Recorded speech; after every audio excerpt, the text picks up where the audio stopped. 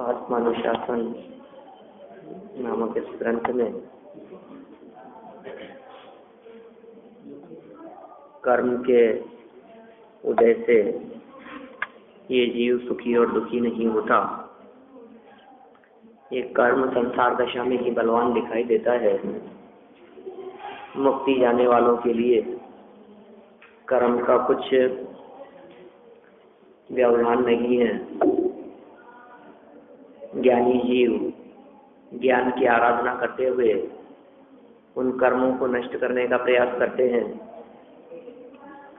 इसलिए उन ज्ञानियों की तुलना दीपक के समान की गई और फिर ये कहा गया कि जिस तरह दीपक स्वपर प्रकाशक होता है वैसे ये ज्ञानी भी स्वपर प्रकाशक होते हैं। अपने ज्ञान स्वभाव के माध्यम से जगत के पदार्थों को तो जानते ही हैं और अपने ज्ञायक स्वभाव को भी जानते हैं। जिस तरह दीपक अपने और पर दोनों को प्रकाशित करने का काम करता है, ठीक उसी प्रकार ज्ञान भी पर के साथ साथ निज को भी प्रकाशित करने का काम करता है। इतनी बात अपनी कल यहाँ हुई है और इसके पश्चात अब अशुभ और शुभ छोड़ने का क्रम, इसकी हम चर्चा करते हैं। पेज नंबर 112 पर ये चर्चा है और 122 नंबर के श्लोक की उत्थानिका है। पूर्वोक्त प्रकार माने पहले जो प्रकार बतलाए थे, पहले विधि बतलाई है, उस प्रकार ज्ञान आराधना करने वाला जीव शास्त्रों से उत्पन्न विवेक पूर्वक क्रम से अशुभ और शुभ परिणाम को छोड़कर शुद्ध परिणाम के आश्रय से मुक्त हो जाता है। यह बात आगामी छंद में कहते हैं। माने देखिए, आप स्पष्ट शब्दों में ये बात यहाँ कह दी है कि शुभ और अशुभ दोनों ही छोड़ने योग्य है और शुद्ध वही स्वीकार करने योग्य है। कौन से व्यक्ति की बात है ये कि जो ज्ञान की आराधना करता है और शास्त्रों से जिसका विवेक उत्पन्न हो गया है। शास्त्रों से उत्पन्न विवेक पूर्वक क्रम से अशुभ और शुभ को छोड़ता हुआ, माने छोड़ना तो है, अशुभ को भी छोड़ना है और शुभ को भी छोड़ना है, ठीक है ना। लेकिन दोनों में से पहले किसे छोड़ना है? क्रम क्या है, विधि क्या है? तो ये कह रहे हैं क्रम पूर्वक पहले अशुभ और फिर शुभ, ऐसा क्रम पूर्वक छोड़ना। और फिर क्या होगा? क्रम पूर्वक अशुभ और शुभ दोनों को छोड़ देगा तो ग्रहण किसे करेगा? तो कहा शुद्ध, शुद्ध परिणाम के आश्रय से मुक्त हो जाता है। यह बात आगामी छंद में कहते हैं। अनुष्टुप छंद है, 122 नंबर का श्लोक है। शुद्ध त्याग मागमात् रवेर प्राप्त संध्यस्य तमसो न समुद्गम है। अशुभ छोड़ कर शुभ को पाकर होता शुद्ध जिनागम से अंधकार नहीं प्रकट करे रवि कांत लालिमा दिन जैसी। देखिए, अब अशुभ छोड़कर शुभ को पाकर होता शुद्ध जनागम से, अशुभ छोड़ दिया, शुभ को प्राप्त कर लिया और जनागम से शुद्ध हो गया। अंधकार नहीं प्रकट करे, अंधकार प्रकट नहीं हुआ, अंधकार प्रकट नहीं किया।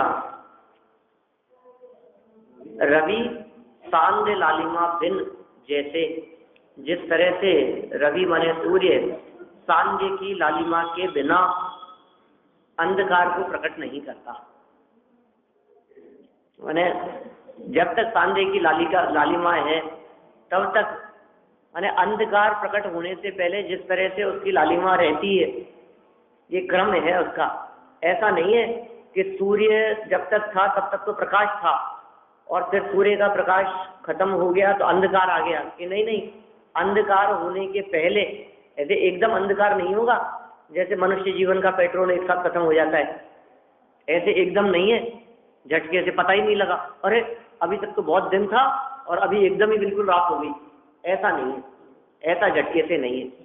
उस अंधकार के आने के पहले वो लालिमा भी आती है, और वो लालिमा इस बात की सूचक होती है कि अब इसका जो है ये अब प्रकाश भी धीरे धीरे और जाने वाला है, अब अंधकार भी निकट है, या धीरे धीरे करके ये दिन के अस्त होने की ये विधि है इस प्रकार की।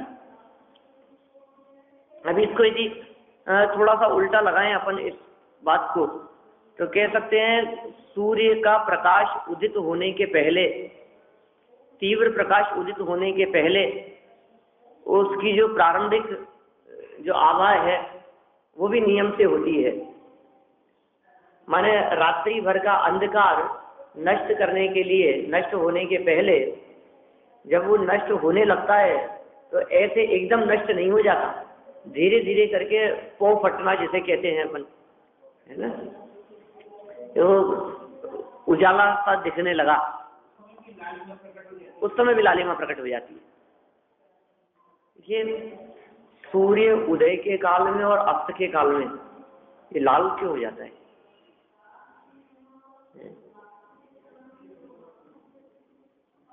सूर्य उदय के काल में लाल क्यों हो जाता है? हैं?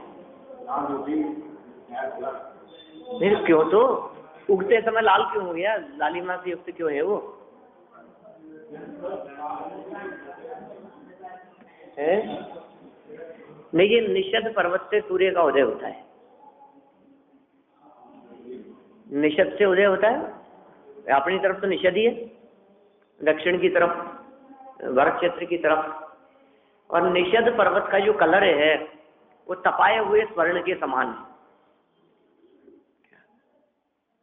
लालिमा से युक्त है, तपाए हुए स्वर्ण के समान।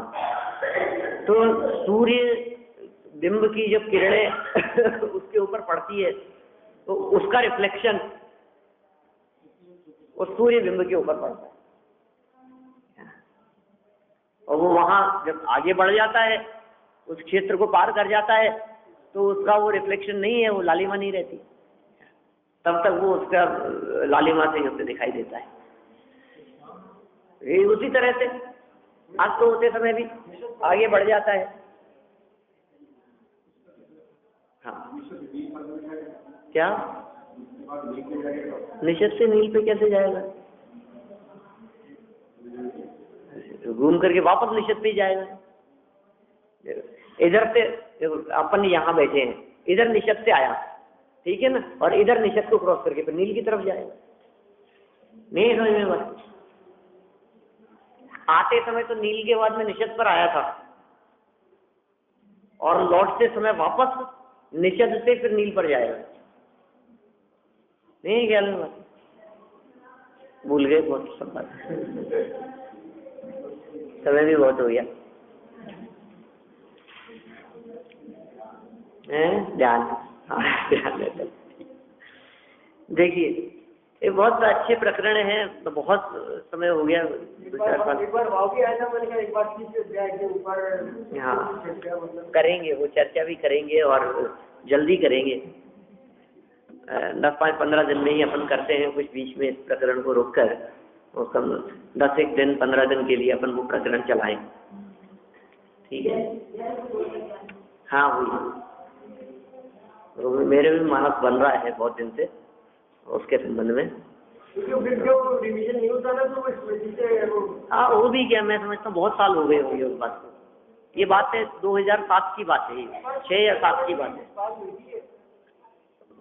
2006 या 7 की बात है। मुझे ध्यान है 2005 में अपन ने सर्वात सिद्धि चलाई चालू की थी यहाँ, क्योंकि 2005 में मैं कोल्हापुर प्रशिक्षण शिविर में था, और वहाँ मैंने अपने उद्बोधन में बोला था कि हमारे यहाँ सर्वात सिद्धि चल रही है। मुझे ऐसा ध्यान है विद्वत गोष्ठी में इस तरह का कुछ चल रहा था कि आप क्या गतिविधियाँ आपकी चलती है। तो 2005 की बात है, वो 5 से लेकर के मैं समझता हूँ करीब 8 तक चली होगी शायद। तो 6-7 के आसपास अपन ने वो चतवार सूत्र के 3रे अध्याय की चर्चा की है। 2000 मतलब करीब 5-6 साल पुरानी बात हो गई। और उसके बीच में कभी कुछ ऐसा प्रसंग आया नहीं। बीच में शायद कार्तिकेय अनुप्रेक्षा में थोड़ा बहुत प्रसंग कहीं लोक अनुप्रेक्षा के अंतर्गत यदि आया हो इस तरह का, वो भी डिटेल में नहीं था। उसमें क्या है कि संसार अनुप्रेक्षा और लोक अनुप्रेक्षा को उन्होंने जीवों की तरफ घुमा दिया, जीव समास वगैरह और ये सब इन प्रकरणों के अंदर उसमें चर्चा की थी कार्तिकेय अनुप्रेक्षा में, तो वो प्रकरण वो नहीं आ सका। खैर मैंने तो दूसरे क्षेत्रों में बहुत चलाया है इन सब प्रकरणों को, लेकिन अपने यहाँ चले हुए 5-6 साल हुए। मैंने तो इस बीच में कम से कम 50 बार चला लिया, 40 बार चला लिया होगा, स्पेशली इसी प्रोग्राम के लिए। देखिए खैर यहाँ अपनी जो चर्चा चल रही है, इस चर्चा में वो सूर्य वाली बात आ गई, सांध्य दिनकर लालिमा ऐसे शब्दों का प्रयोग किया है बारे भावना में राधा ने। और प्रातः काल की भी वो जो लालिमा है, वो लालिमा सूर्य के प्रकाश जो है, वो प्रकाश निषद पर्वत से प्रभावित होने के कारण है, ऐसी बात हमारे सामने आई। अर्थ पढ़ते हैं इसका यहाँ कि जिस प्रकार सांध्यकालीन अवस्था प्राप्त किए बिना, सांध्यकालीन अवस्था प्राप्त किए बिना माने संध्या काल की जो अवस्था है उसके बिना, माने रात्रि होने के पहले संध्या काल, संध्या क्यों कहते हैं? क्योंकि वो संधि काल है, दिन और रात के बीच का संधि का जो काल है, तो संधि काल, वो संधि से संध्या हो गया। गोधुली इसलिए कि गायें सब जंगल से वापस लौट करके आती है, तो गायों के क्योंकि जाने का समय सबका अलग अलग हो भले, लेकिन लौट करके आने का जो समय है वो सबका एक ही समय है। और लौट करके आते समय जब गायें वापस लौट करके आ रही हो, तो सारी इतनी गायें, अभी तो डामर की जमीनें हो गई, सड़कें हो गई, सीमेंट डामर की हो गई, नहीं गाँव में जिस जगह गायें चढ़ करके आती है सड़कों के किनारे, तो गायों के पैरों से धूल उड़ने लगती है और खूब धूल उड़ती रहती है। तो गौ के पैरों से उठने वाली धूल का समय गोधूली, धूल क्या, गाय के पैरों से उठने वाली जो धूल है, वो धूल का जो समय है, ऐसी बेला मतलब समय, ऐसा काल, तो गोधूली बेला माने ऐसा संध्या काल, सांझ का समय।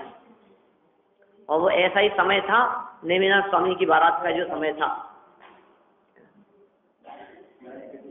क्या? हाँ, गाय इकट्ठी हो गई।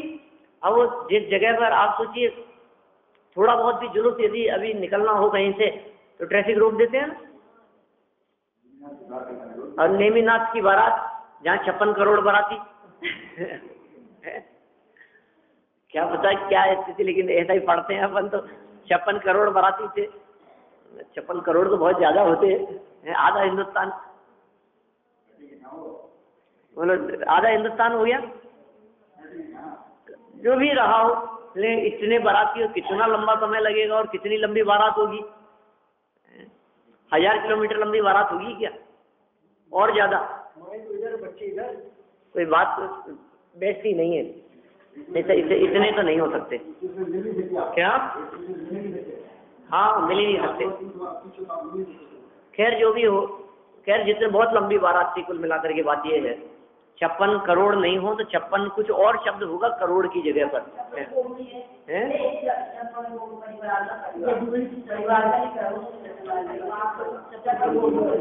56 परिवार नहीं, करोड़ नहीं, 56 परिवार है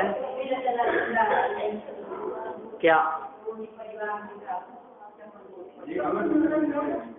56 करोड़ बारात है तो खूब सुना है अपन ने। खैर कोई बात नहीं, जो भी बात हो, लेकिन बारात बहुत लंबी थी कुल मिलाकर के बात ये है। और जिस सड़क से उनकी बारात निकल रही थी, तो रोड क्रॉस करने के काल में माने समझिए गायें एक तरफ से आ रही हैं और रोक दिया गया उनको, गायें भैंसें सब एक तरफ से आ रही हैं, उनको रोक दिया गया। अब इतनी लंबी बारात निकलेगी तो कितने लंबे समय तक वे खड़ी रहेंगी वहां, क्या स्थिति होगी उसकी? और दूसरी तरफ गायों के बछड़े वगैरह घर पे इंतजार कर रहे थे। गायों ने इधर से चीखना चिल्लाना शुरू किया और उधर से बछड़े चिल्ला रहे हैं। और नेमिनाथ स्वामी ने देखा कि ये क्या बात है, इनको क्यों बांधा हुआ है, बांधा हुआ का मतलब क्यों रोका हुआ है, इनके आगे क्यों इस तरह का बंधन लगा दिया गया है। महाराज आपकी बारात के लिए, तो कितने लंबे समय तक हमारी बारात के लिए, ये स्वार्थी जगत को देखो आप, और इन पशुओं को इतनी पीड़ा, इतनी परेशानी, ये जचने वाली बात नहीं है। और ये देख करके पशुओं के क्रंदन को देखा दया सिंधु लहराए, हृदय में दया का परिणाम आ गया और रथ को उन्होंने आगे जाकर के मुड़वा दिया और वैराग्य भाव जागृत हो गया और गिरनार पर चले गए, जाकर के उन्होंने दीक्षा ली। तो उसमें आंखों की दृष्टि कितनी दूर तक जा सकती है, जो उन्होंने नीलराज तो पीछे हो गए, आगे हो गए, तो उन्होंने देख लिया कि वो क्रंदन कर रहे हैं, क्रंदन कर रहे हैं। अजय साहब ऐसा नहीं, आगे नहीं, राइट साइड में, आप समझ रहे हैं, बारात ऐसे निकल रही है और इधर रुका हुआ है क्रॉस करने के लिए।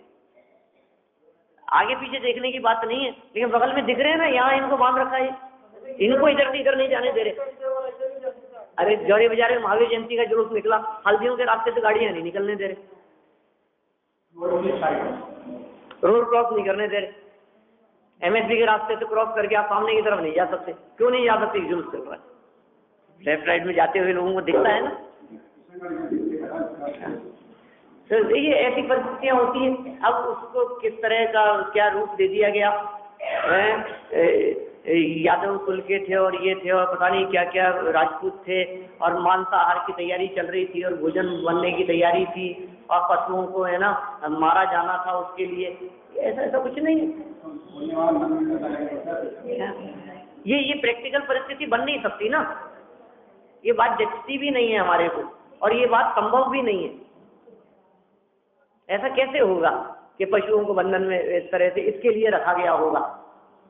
आप हमारी शादी में तो आलू प्याज जमीगंध तक नहीं बनता है, द्विदल तक नहीं बनता है, और कदाचित तो एक आध दिन पहले आगे पीछे कोई अष्टमी चतुर्दशी की तिथि आ रही हो तो सावधानी रख करके अपन उस दिन को नक्की करते हैं।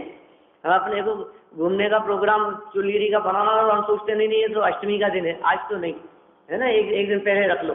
माने हम तो इतना विवेक रखते हैं और उनके सब तीर्थंकर के कुल में परिवार में सबके सब ऐसे होंगे कि जिनके लिए मांसाहार तक बन रहा हो, तो बस कैसे संभव है? और कौन जैसी जो बचपन से वैरागी प्रकृति के तीन ज्ञान के धारी, 2 भाव पहले जिन्होंने तीर्थंकर प्रकृति का बंधन कर लिया हो, सब आत्मार्थी है, उनके जीवन में उनके परिवार में मांसाहार बनने की परिस्थिति होगी?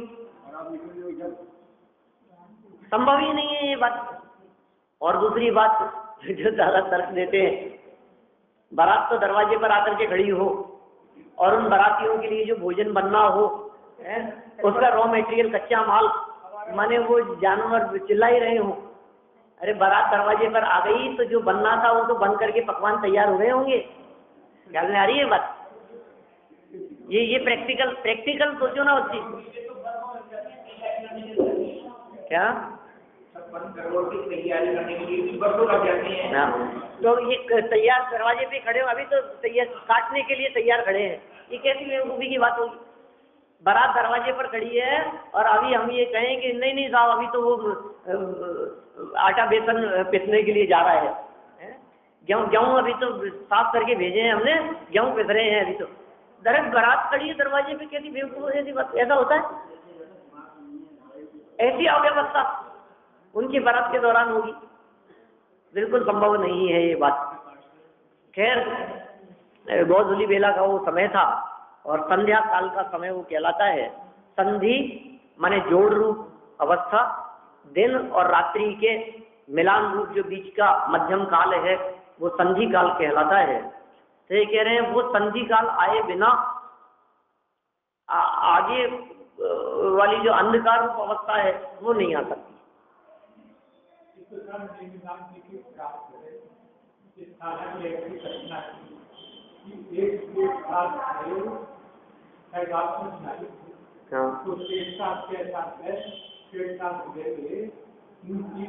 लड़की ऐसा सगाई हो गई थी तो किस तरह सगाई हुई वो शादी करना चाहता नहीं था, कुछ बहाना लगा था, तब उधर से वो टोडर की उनके मेहमान थे और मेहमान बने।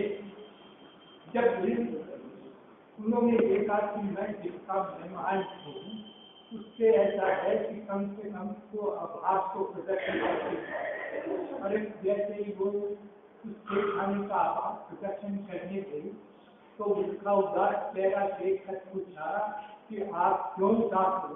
बोले मैं इसके साथ उदास हूँ। तब उन्होंने कहा कि जब वो शादी का समय आया था तब मैं तुम आपसे मेरी बहन हो और मैं मेरे बहन के उस समय अच्छा है कि तो उस समय जो शादी की तैयारी हुई थी तो पहले से ही इतनी तैयारी हो गई थी कि देखने आके एक बात तो ऐसा हुआ कि इतना बड़ा दुख, इतना बड़ा हंगामा देखकर लोगों ने कहा अरे ऐसा है देखते देखते क्या जुआओगे क्या दिन हो रहा है। तो उसके सामने खराब करके लड्डू मिठाइयाँ बंद कर दी और शेखा जी ने कहा कि सारी मिठाइयाँ बंद कर दो, अब तो दिन हो रही। तो हर पत्थर के अंदर दो दो ढोल सदस्य कलदार से पड़ोसी थे। जब से पड़ोसी गए तो उन्होंने कहा कि ऐसा है कि खाने को सुझाओ, बोले आपने जो मांगा वो पेश कर। चलो कोई बात नहीं। तब फिर ऐसा है कि जब उन्होंने मतलब अपमान की माफी मांगी तब ऐसा है कि खाने को चाहिए। चलिए अपन पढ़ते हैं यहाँ से आगे। सुन ली कथा। जिस प्रकार सांध्यकालीन अवस्था प्राप्त किए बिना होने वाला सूर्य को अंधकार प्रकट नहीं होता, उसी प्रकार यह जीव आगम ज्ञान पूर्वक अशुभ से छूटकर शुभ को प्राप्त होता हुआ शुद्ध होता है। मैंने जो एग्जाम्पल दिया है इस एग्जाम्पल का भाव इतना ही है कि रात्रि का अंधकार, उसके पहले संध्या काल और उसके पहले दिन। पहले दिन जाएगा, फिर संध्या काल आएगा, फिर संध्या काल भी चला जाएगा, फिर अंधकार आएगा। तो इसी तरह से सबसे पहले अशुभ छूटेगा, फिर अशुभ छूट करके शुभ आएगा, फिर शुभ आकर के फिर शुभ छूटेगा और फिर शुभ छूट करके भी शुद्ध होगा।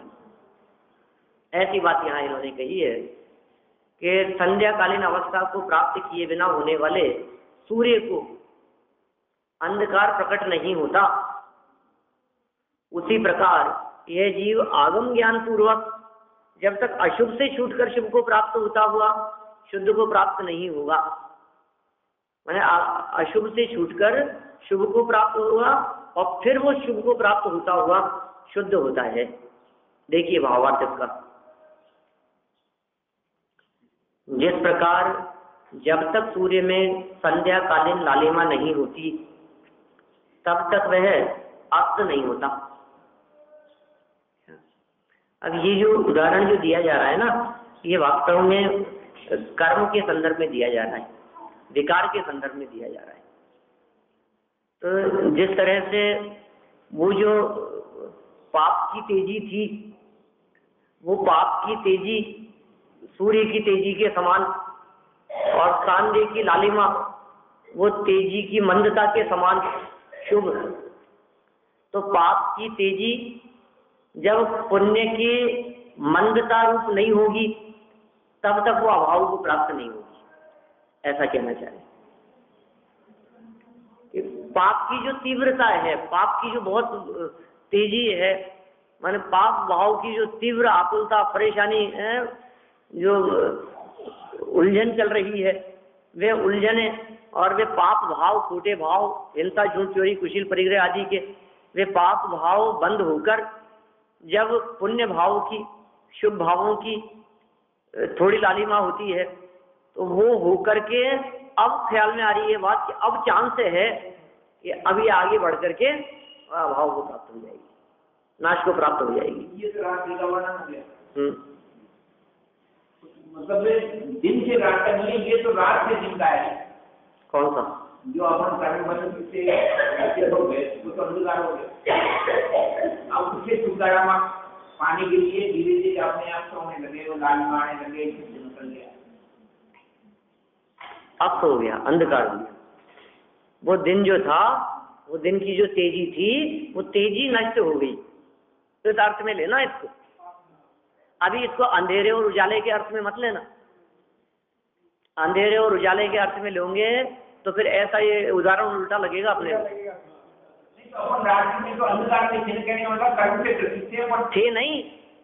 अभी तो दिन में कर्म की तेजी में है।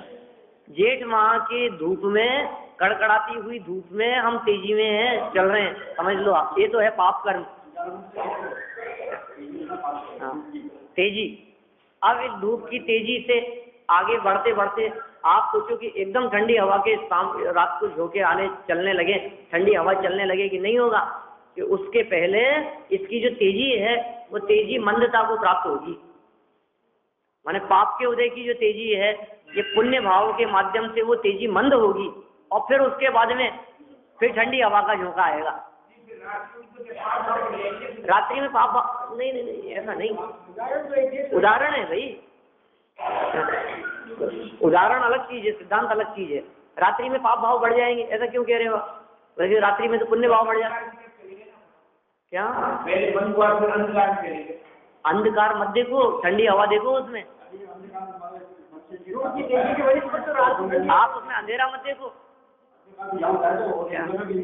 आप ये देखो कि उसमें हमारे को ठंडी हवा का आनंद मिल रहा है। रात्रि होने पर जो बाहर चौपाटी पर जाकर के बैठ जाते हैं, और गाँव में घरों में भी सारे दिन भर छत पर नहीं हो, लेकिन रात होते ही, शाम होते ही अब छत पे चढ़ जाओ ठंडी हवा में, ऐसा होता है ना। शहरों में तो ऐसा नहीं होता है, गाँव में तो ऐसा बहुत होता है। कभी गर्मियों में मई जून में कभी कहीं कि नहीं गाँव में जाने का प्रसंग बनता है ना, शिविर आदि के प्रसंग पर, तो सब निकल करके शाम के समय छतों पर चढ़ जाते, ऐसा होता। हाँ, सोते भी छत पे ही हैं। देखिए, मैं भावार्थ पढ़ता हूँ इसका, क्या कहना चाहते हैं। जिस प्रकार जब तक सूर्य में संध्याकालीन लालिमा नहीं होती, तब तक वह अस्त नहीं होता और अंधकार प्रकट नहीं होता, उसी प्रकार जो अशुभ राग रहित आत्मा को क्रम से शुभ राग रूप होकर शुद्ध केवल दशा को प्राप्त होता है, उसे अज्ञान आदि अंधकार उत्पन्न नहीं होते। खैर, जो भी जिस तरह से उन्होंने बात की है, कुल मिलाकर के यहाँ यही क्रम बताना चाहते हैं। जो क्रम हम जानते हैं, अशुभ छूटेगा, फिर शुभ छूटेगा, और फिर शुद्धता की प्राप्ति होगी। यही विधि है, यही कहना चाहते हैं, यही अभिप्राय है। और ये प्रकरण को अपन दूसरे कई और उदाहरण हो सकते हैं। इन्होंने जो उदाहरण दिया है संध्याकालीन का, ये भी एक क्रम बतलाया है। क्रम बतलाने के लिए इसी तरह के क्रम संबंधी हम और भी बात कर सकते हैं कि साहब बाल्य अवस्था से पहले युवावस्था ही आएगी, उसके बाद वृद्धावस्था होगी। माने ऐसा नहीं हो सकता कि बाल्य अवस्था से पहले वृद्धावस्था आ जाए, युवावस्था बीच में नहीं आए, ऐसा नहीं हो सकता। क्रम यही है। और देखो, यही छोड़ने के क्रम की बात कर रहे हैं। जब कभी चर्चाओं में ये कहा जाए कि शुभ भाव छोड़ने योग्य है, पुण्य भाव भी छोड़ने योग्य है, शुभ भी बंधन का ही कारण है, ऐसा जब कहा जाए तो इसका अर्थ कोई ये न समझ लेवे कि ये तो हमसे पूजा पाठ स्वाध्याय आदि छुड़ाने की बात कर रहे हैं, दर्शन पूजन भक्ति को बंद कराने की बात कर रहे हैं, व्रत आदि नहीं करने की चर्चा कर रहे हैं, ऐसा नहीं समझ लेना।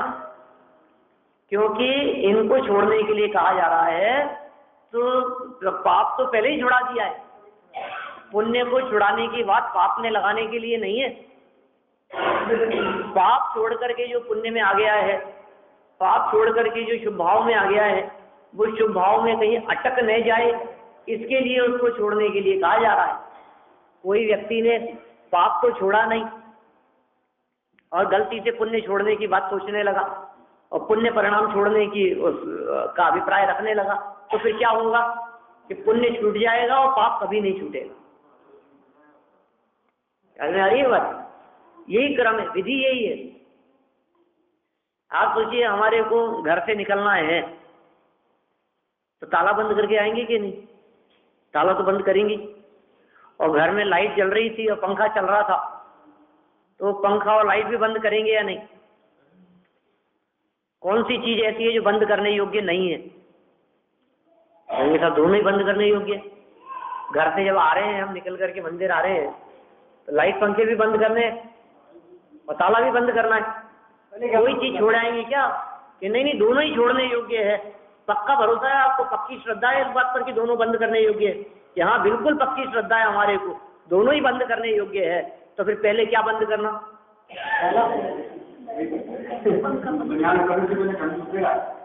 क्या आपने यदि पहले ताला लगा दिया, इधर बंद करने योग्य तो दोनों ही है, अब कोई भी कर लो। अब पहले यदि आपने ताला बंद कर दिया तो समझ लीजिए लाइट पंखे कभी बंद नहीं होंगे। क्या चालू ही रहेगा, वो बंद नहीं होंगे।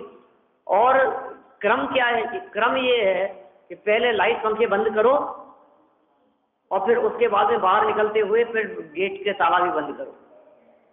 ठीक है, यही क्रम है। ऐसे ही समझिए अशुभ भी छोड़ने योग्य है और शुभ भी छोड़ने योग्य है। तो क्या छोड़ें? पहले अशुभ छोड़ो, पहले पाप छोड़ो, पहले हिंसा छोड़ो, झूठ छोड़ो, चोरी कुशील आदि जो पाप हैं उन पापों का त्याग करो। 5 पाप, सप्त व्यसन, क्रोध आदि कषाएं, ये जो विकार है, विपरीत प्रवर्तन है, सबसे पहले उसको छोड़ने का प्रयास करो। और फिर वो छोड़कर फिर क्या करो कि ये छोड़ करके आप किस में आ गए थे? शुभ में आ गए थे।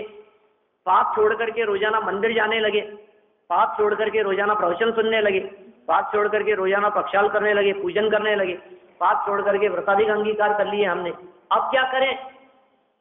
ये अब व्रतादि से भी ऊपर उठकर, पूजन स्वाध्याय भक्ति इन प्रवृत्तियों से भी ऊपर उठकर इनका भी त्याग करके शुद्ध अपने स्वभाव में लीन हो जाओ, जैसे मुनिराज होते हैं।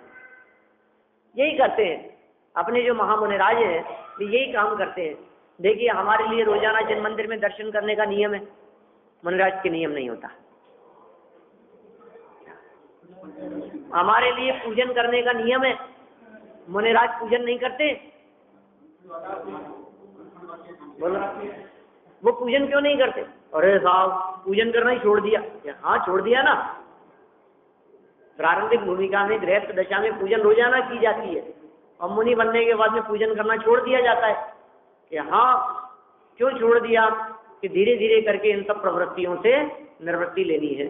कि साहब पहले तो हमने माला फेरने की प्रतिज्ञा ली थी, रोजाना 3 माला फेरने की। अब मैं मुनि बन गया, अब वो 3 माला फेरूं कि नहीं रोजाना? क्या बात करते हो? गृहस्थ दशा में ली थी ना, अब मुनि हो गया, अब थोड़ी ना चलेगी वो बात। उनके 6 आवश्यक दूसरे, गृहस्थ के 6 आवश्यक दूसरे। आप सोचिए यदि कदाचित कोई व्यक्ति ये कहे कि टीवी छोड़ने के पहले, दूरदर्शन छोड़ने के पहले देवदर्शन छोड़ता हूं, तो बस तो देवदर्शन छोड़ करके दूरदर्शन में लगा रहेगा। यही होगा। पहले क्या करना कि पहले वो छोड़ना और उसको छोड़ करके रोजाना मंदिर में आना और जिनेंद्र देव के दर्शन करना। और फिर जिनेंद्र देव के दर्शन छोड़ करके क्या करना कि जिन दर्शन छोड़कर निज दर्शन करना। ये विधि है, यही मार्ग है। और ये मार्ग, ये विधि और ये क्रम, ये यहां बताना चाह रहे हैं। यही बात यहां कहना चाहते हैं। पूरे प्रसंग का सार यही है, अशुभ पहले, शुभ उसके बाद में, और फिर शुद्ध अवस्था वो छोड़ने योग्य ही नहीं है। वो तो फिर अनंत काल तक रहेगी। सिद्ध परमात्मा भी अशुभ और शुभ दोनों से रहित होते हैं। जो लोग कहते हैं कि नहीं नहीं साहब शुभ तो जरूरी है, शुभ के बिना काम नहीं चलेगा, उनको सिद्ध परमात्मा को देख लेना चाहिए।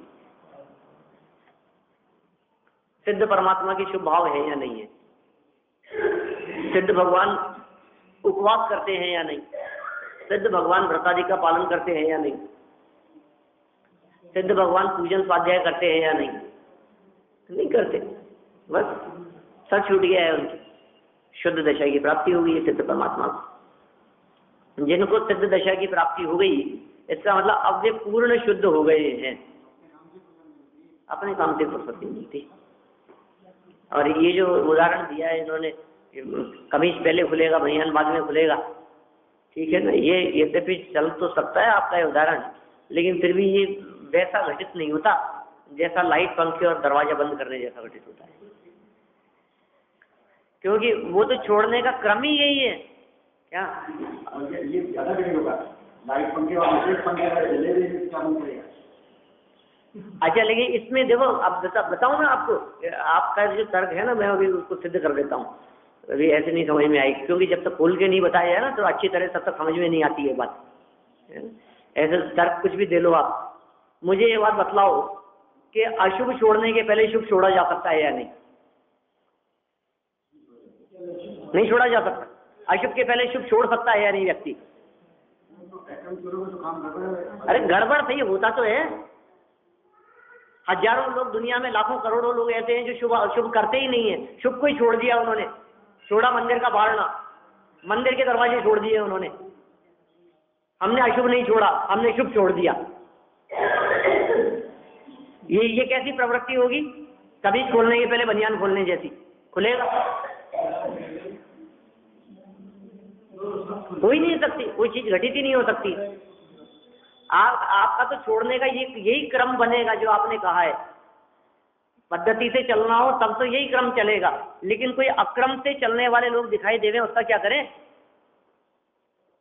क्रम तो यही है कि पहले लाइट पंखे बंद करो फिर दरवाजा बंद करो, लेकिन लाइट पंखे बंद किए बिना भी दरवाजा तो बंद किया जा सकता है। नहीं ख्याल में आई बात? यदि उसने पंखे लाइट बंद किए बिना दरवाजा बंद कर दिया तो वो नहीं छूटेगा, वो बंद नहीं होगा।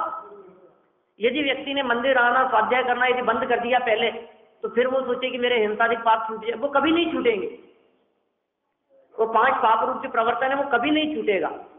इसलिए हम ये कह रहे हैं कि आप पहले वो बंद करो। ख्याल में आ रही है बात? हम उसको पहले बंद करने की बात क्यों कह रहे हैं? क्योंकि पहले 2 चीजें हैं, 2 में से एक को पहले बंद कर दिया और दूसरे को बाद में बंद किया, क्रम से किया, तब तो बात ठीक है। और यदि क्रम छोड़ करके दूसरे को आपने पहले बंद कर दिया तो पहले वाला बंद होगा ही नहीं। ख्याल में आई बात? हम इसको जो दूसरी अपेक्षा से समझाना चाहते हैं कि पहले उसको बंद कर दिया तो वो बंद होगा ही नहीं। वो बात आपके उदाहरण में नहीं घटित होती है। हाँ, वो अलग चीज है साहब, खर्चा और पाप वो अलग प्रसंग है ना। हमने यहाँ उदाहरण में, सिद्धांत में बात घटित है। सिद्धांत के अंदर खर्चे और पाप की बात नहीं है, सिद्धांत में सिर्फ पाप ही की बात है, खर्चा तो कुछ है ही नहीं ना। तो उसको सिद्धांत में भी तो बताओ, बिजली से क्या मतलब है? उसके अंदर ऐसा है कि बिजली भी चालू रहेगी, बिजली का चलने का पाप भी चालू रहेगा। अरे मैं बिजली और बिजली के पाप की बात नहीं कर रहा, मैं तो झूठ बोलने के पाप की बात कर रहा हूँ। झूठ बोलने का पाप आप पहले छोड़ेंगे, ठीक है ना, और फिर सत्य बोलना भी छोड़ेंगे। आपने सत्य बोलने का पहले त्याग कर दिया तो फिर झूठ बोलना कभी नहीं छूटेगा। ऐसा कह रहे कि साहब सच बोलना भी छोड़ना है, ये ऐसी बात कर रहे हो आप? ये बातें तो बड़ी अटपटी लगती। सच बोलना भी छोड़ना है क्या? हाँ, सच बोलना भी छोड़ना है, लेकिन कब? जब झूठ बोलना पहले छोड़ दिया हो। झूठ तो बहुत पहले छोड़ दिया था, कि आप सच बोलना, कि हाँ सच बोलना भी छोड़ करके मौन ले लिया। आज तो जी सच भी यदि आप बोलते रहेंगे तो फिर अपने में कब जाएंगे? ध्यान कब करेंगे?